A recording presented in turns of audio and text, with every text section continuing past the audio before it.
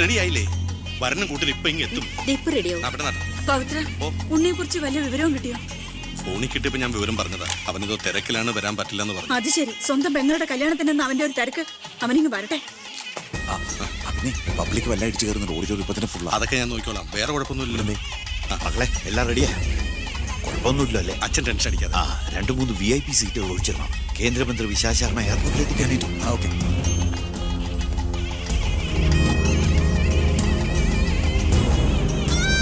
മോളെ,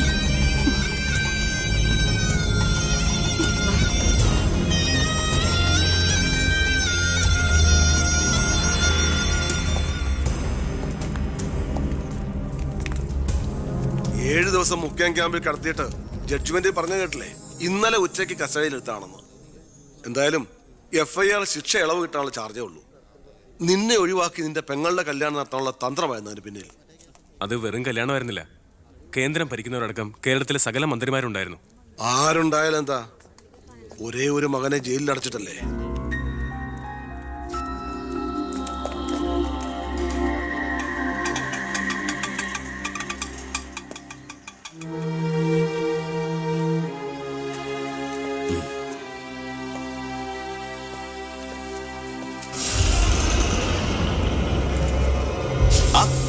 ഇതാര്? അളിയോ?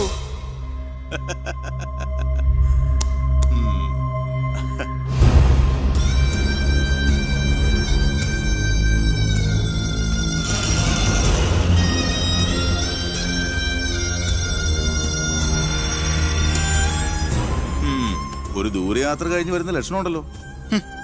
അളിയൻ ഇത്ര ദിവസം എവിടെയായിരുന്നു? നീ ഇങ്ങനെ നോക്കി നിൽക്കുന്ന അളിയനെ പോയി ഒരു ചൂട് ചായ എടുത്തോണ്ട് വാ. ചെല്ല്. എന്തിനാ ഇപ്പൊ അങ്ങോട്ട് വന്നത്? കാണണ്ട നിന്നെ എനിക്ക്. വീട്ടിലൊരു നല്ല കാര്യം നടക്കുമ്പോ നാട് നന്നാക്കാൻ നടക്കുന്നു. മന്ത്രിയായി നിന്റെ അച്ഛനൊക്കെ തിരക്കുണ്ടോടാ നിനക്ക്? ഞാനില്ലായിരുന്നെങ്കിൽ എന്താമേ, ഇവിടുത്തെ കാര്യങ്ങളൊക്കെ ഭംഗിയായിട്ട് നടത്താൻ എല്ലാരും ഉണ്ടല്ലോ. എത്തിയോ വിമതൻ? വിമതൻ ചെറുപ്പകാലത്ത് ആവേശമായിരുന്നു എനിക്ക് എൻ്റെ അച്ഛൻ. മനസ്സുകൊണ്ട് രാഷ്ട്രീയ ഗുരുവെ കണ്ടിട്ടാ ഞാൻ രാഷ്ട്രീയത്തിലേക്ക് ഇറങ്ങിയത്. പക്ഷേ അടുത്തറിഞ്ഞപ്പോ തെറ്റുകളിൽ നിന്നും തെറ്റുകളിലേക്കാണല്ലോ അച്ഛൻ പോയിക്കൊണ്ടിരിക്കുന്നത്. എന്റെ കൂടെപ്പുറപ്പിനെ മനസ്സിലാക്കിയില്ലല്ലോ. വളരെ വിഷമമുണ്ട്, സഹതാപമുണ്ട്.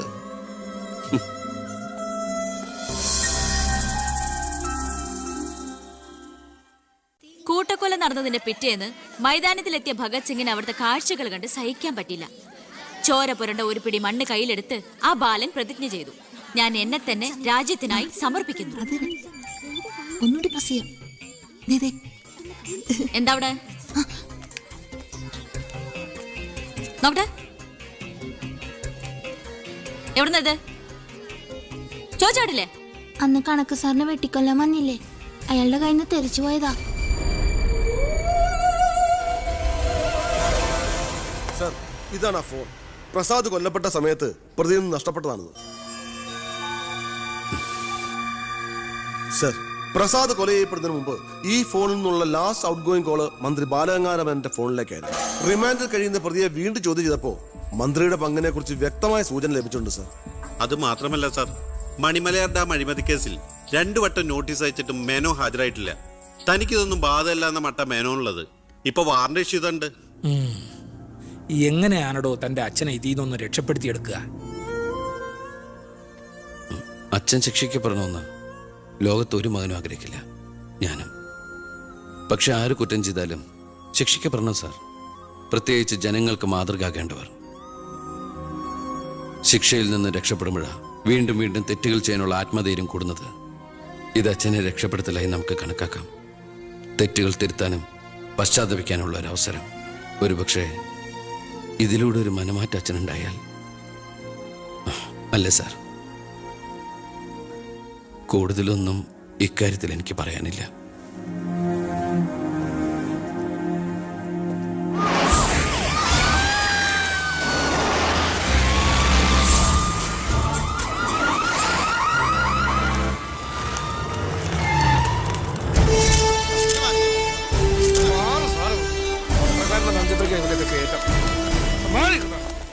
നിങ്ങളോട് വെയിറ്റ് ചെയ്യൂ സർ.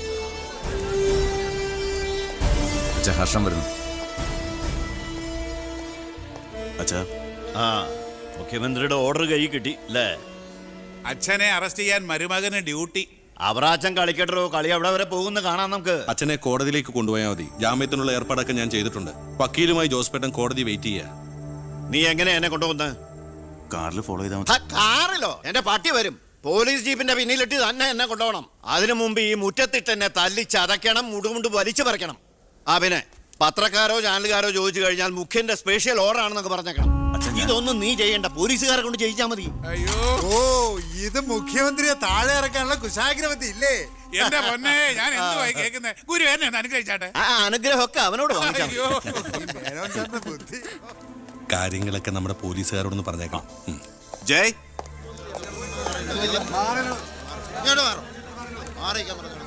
പത്രക്കാരും ചാനലുകാരും ഒക്കെ റെഡിയാ. എന്നാ പിന്നെ തുടങ്ങിക്കും.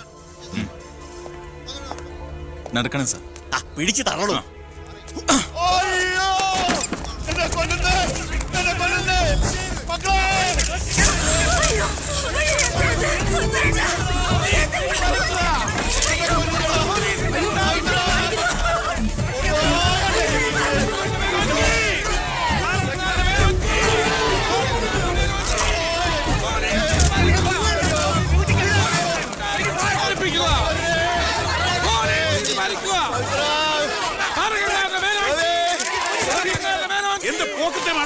ഒരു മിനിസ്റ്റർ അദ്ദേഹം വീട്ടിൽ അനാവശ്യം കാണിക്കാതെ ബഹളം ഉണ്ടാക്കരുത്. ഇത് ചീഫ് മിനിസ്റ്റർ ഓർഡർ.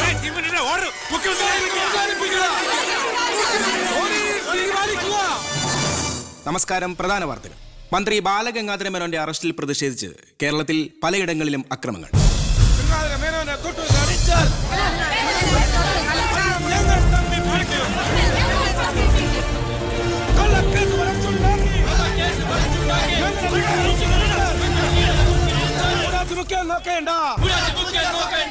ഇപ്പോൾ കിട്ടിയത് അറസ്റ്റിലായിരുന്ന വിദ്യാഭ്യാസ മന്ത്രി ശ്രീ ബാലഗംഗാധര മേനോന് കോടതി ജാമ്യം അനുവദിച്ചു.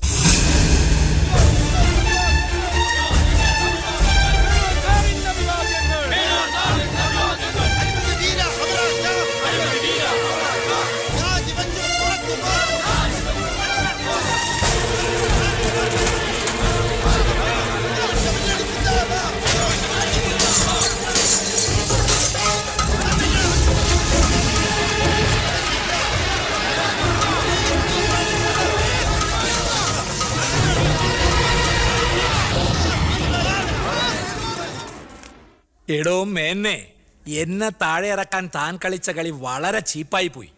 അവറാച്ചൻ എന്തായി പറയുന്നേ? ഒന്നും പറയണ്ട, സൂത്രധാരൻ താനാണെന്ന് എനിക്കറിയാം. താൻ ഒന്നോർത്തോ, തനിക്കെതിരെയുള്ള വജ്രായുധ എന്റെ കയ്യിലുണ്ട്. ഞാൻ അതെടുത്ത് പ്രയോഗിക്കാൻ പോവുക. പ്രധാന വാർത്തകൾ. കേരള മുഖ്യമന്ത്രി PK എബ്രഹാം രാജിവെച്ചു. നിയമസഭ പിരിച്ചുവിടാൻ ഗവർണറുടെ ശുപാർശ. അവറാച്ചൻ രാജിവെച്ചൊഴിഞ്ഞാ പോരെ? മന്ത്രിസഭ പിരിച്ചുവിടേണ്ട വല്ല കാര്യമുണ്ടോ? പോണ പോക്കിലെല്ലാം തൊലയട്ടെ എന്ന് കരുതി കാണും. ഉത്തരത്തിലിരിക്കുന്ന എടുക്കാൻ പോയി ഇപ്പൊ കക്ഷത്തിരുന്ന പോയില്ലേ? ഞാൻ ഉദ്ദേശിച്ച നാളത്തെ പത്രവാർത്തകളെയാണ്. ഇപ്പോൾ കിട്ടിയ വാർത്ത. കേരള നിയമസഭ പിരിച്ചുവിട്ടു. തെരഞ്ഞെടുപ്പ് ഉടൻ. ഇനിയൊരു തെരഞ്ഞെടുപ്പിനെ നേരിടാനോ മുഖ്യമന്ത്രിയാവാനോ ഞാനില്ല. അതെന്താ? KDF-ന് ഭൂരിപക്ഷം കിട്ടില്ല എന്ന് കരുതിയിട്ട്? അല്ല, ഒന്നുകൂടി ആലോചിച്ചിട്ട്. ഇല്ലടോ, എനിക്ക് മടുത്തു. വേണ്ട, ഞാൻ നിർബന്ധിക്കുന്നില്ല. അപ്പൊ പിന്നെ അടുത്ത മുഖ്യമന്ത്രി എന്താ ഇത്ര സംശയം? താൻ തന്നെ. എന്താ? എന്തു പറ്റി? ഒന്നുമില്ല.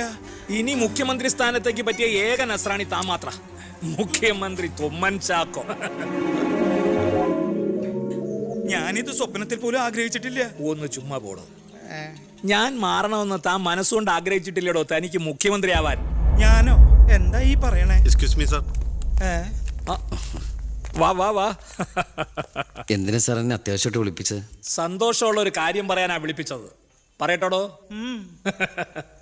തന്നെ ചിറ്റാരിക്കര മണ്ഡലത്തിലെ സ്ഥാനാർത്ഥിയാക്കണമെന്ന എല്ലാവരുടെയും താല്പര്യം. എന്താ?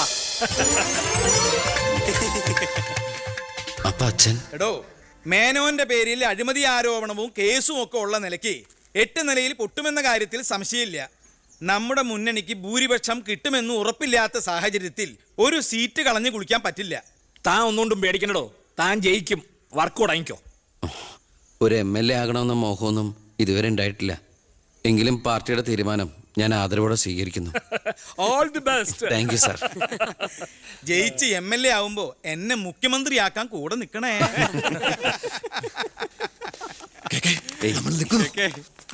ഞാൻ ജീവിച്ചിരിക്കുമ്പോ ചിറ്റാരിക്കര മണ്ഡലത്തിൽ പുതിയൊരു സ്ഥാനാർത്ഥിയെ കുറിച്ച് ചിന്തിക്കേണ്ട കാര്യമില്ല, അത് നടക്കില്ല. എടോ, കഴിഞ്ഞ 25 കൊല്ലമായിട്ട് ഞാൻ MLA ആയിരുന്നു, മന്ത്രിയായിരുന്നു. പക്ഷെ ജനത്തിന് ഇപ്പൊ തിരിച്ചറിവ് വന്നു തുടങ്ങി എന്നെ. ഓരോ സീറ്റും വിലപ്പെട്ടതാ. വാശിപ്പുറത്ത് അത് വെറുതെ പാഴാക്കി കളയരുത്. താനെ പോടാ അവിടുന്ന്. എനിക്കെതിരെ ഇതിലും വലിയ ആരോപണങ്ങൾ ഉണ്ടായിരുന്ന കാലത്തും കേരളം മുഴുവൻ ജനപക്ഷ തരംഗം ആഞ്ഞടിച്ചിട്ടും വൻ ഭൂരിപക്ഷത്തോടെ വിജയിച്ചവനാ ഈ ബാലഗംഗാധരൻ. ഇന്നിപ്പം പുളിച്ച പൗരധർമ്മം വിളമ്പുന്ന ഈ തൊമ്മിച്ചനടക്കം പലരും അന്ന് തോറ്റു തുന്നം പാടി ചരിത്രം മറക്കണം. ഞാൻ തോറ്റത് നിങ്ങളുടെ ഗ്രൂപ്പ് കാലു വരിയതുകൊണ്ടാ. വേറെ ആരും അല്ലല്ലോ മേന്നെ, തന്റെ മകനല്ലേ സ്ഥാനാർത്ഥി. കൊള്ളാം, അവറാച്ചന്റെ 18ാമത്തെ അടവ് കൊള്ളാം. അച്ഛനെതിരായി മകനെ വെച്ച് കളിക്കുക. ഇതേ പിള്ളേര് കളിയല്ല. ജനപക്ഷത്തിന്റെ സ്ഥാനാർത്ഥി നിസ്സാരക്കാരനല്ല. എന്തൊക്കെ പറഞ്ഞാലും മുഖ്യമന്ത്രി രാജിവെക്കുന്ന കാര്യമല്ല. പിന്നെ ചിറ്റാരിക്കര മേനോൻ സാറിന് തന്നെ വേണം. അതൊഴികെ മറ്റെല്ലാ സ്ഥാനാർത്ഥികളെയും നമുക്ക് അംഗീകരിക്കാം. പക്ഷേ മേനോ സാറിനെ മാറ്റി നിർത്തിക്കൊണ്ടുള്ള ഒരു ഒത്തുതീർപ്പിനും ഞങ്ങൾ ആരും തയ്യാറില്ല. അതെ, മേനോനെ സ്ഥാനാർത്ഥിയാക്കിക്കൊണ്ടുള്ള ഒരു ഒത്തുതീർപ്പിന് ഞങ്ങൾ നേരല്ല. പാർട്ടി വളർത്തി പോകാൻ നിന്നവരവര് തെരഞ്ഞെടുപ്പ് പെട്ടെന്ന് വന്നപ്പോ ഇവിടെ തന്നെ കൂടി. ഈ മുന്നണി വിട്ട് എന്നാൽ പൂ വിട്ട് സ്വീകരിക്കും ജനപക്ഷ മുന്നണി. എന്റെ ഗ്രൂപ്പിന് KDF-ൽ കിട്ടുന്നതിനേക്കാൾ കൂടുതൽ സീറ്റ് കിട്ടുകയും ചെയ്യും. ദിവാകര, ഇനി ഇവിടെ നിൽക്കണ്ട, വാടോ പോകാം. അയ്യേ, നിങ്ങൾ ഇവിടെ ഇരിക്കി. ആരെങ്കിലും എന്തെങ്കിലും തമാശ പറഞ്ഞു വെച്ചാൽ അത് കാര്യാക്കുക. ചിറ്റാരിക്കരയിൽ മേനോൻ തന്നെ സ്ഥാനാർത്ഥി. അപ്പം നമ്മൾ ഗ്രൂപ്പെല്ലാം മറന്ന് തെരഞ്ഞെടുപ്പിനെ ഒറ്റക്കെട്ടായി നേരിടുന്നു. ഇനി എല്ലാവരും ഒന്ന് കൈയടിച്ച് പാസാക്കി.